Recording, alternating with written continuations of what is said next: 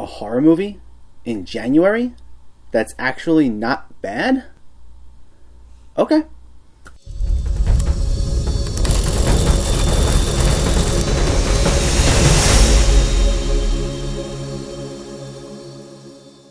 Underwater stars Kristen Stewart as an engineer who has to lead a research crew when their station implodes and are now forced to go into survival mode as they spiral deep into the ocean. And as they go searching for help, they come across a mysterious creature with an unknown history. But when that creature turns out to be more than what it seems, it makes their survival become a lot more difficult than they anticipated. I honestly had no expectations for this movie. It's a horror movie released in January, and that's a trend that rarely yields good results, especially since January is notorious for being a dumping ground for bad movies. The film was directed by William Eubank, whose previous two films, Love and The Signal, both received somewhat positive reviews, with his direction in particular being singled out as the strongest point of both films. Despite that, the signs still weren't pointing in the right direction. It was filmed in 2017, and it sat unreleased for almost 3 years, partially due to it being a 20th Century Fox movie, and their acquisition by Disney caused a delay on many of their films getting released, this included. And when I saw that it was getting a January release, I figured it was a death sentence, so I was surprised to see that it got not great reviews, but better than your average January horror movie. So I gave this a shot, and I was actually pleasantly surprised.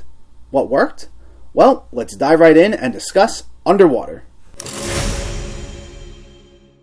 If there's one thing this movie gets right, it's tone. You immediately get a sense of what type of movie you're walking into, and that's mainly due to the score. It was mainly composed by Marco Beltrami, who has an extensive background in composing scores for horror movies, such as A Quiet Place and Scary Stories to Tell in the Dark.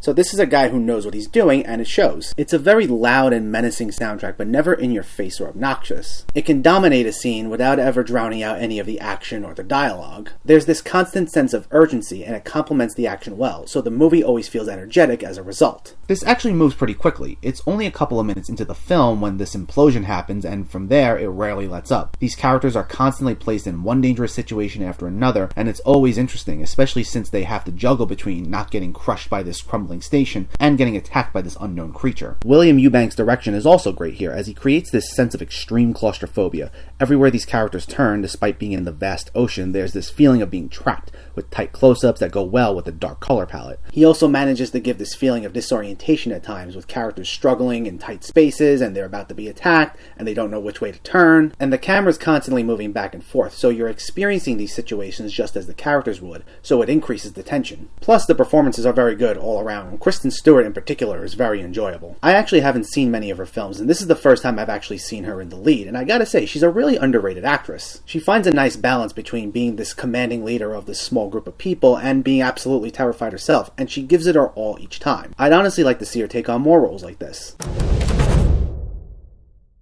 All that being said, this film does have a fair amount of issues that hold it back from being great.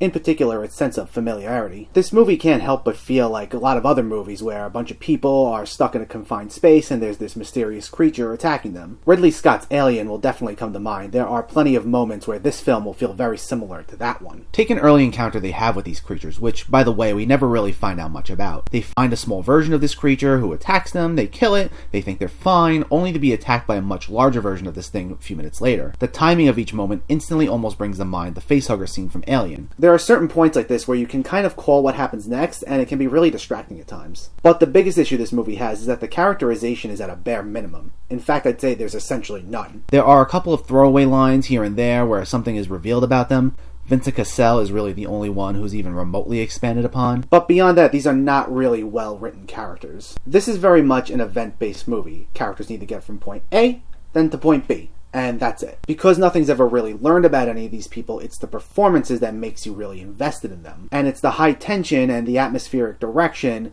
that makes you even care about the situation that they're currently in. So in that regard, everyone feels expendable. In fact, I had to look up every single character's names in order to remember them. They were so forgettable that I can only identify them through their respective actors, no matter how many times their names were said in the movie. And while the performances were solid, these just weren't interesting people, and my investment in what happens to them only goes so far.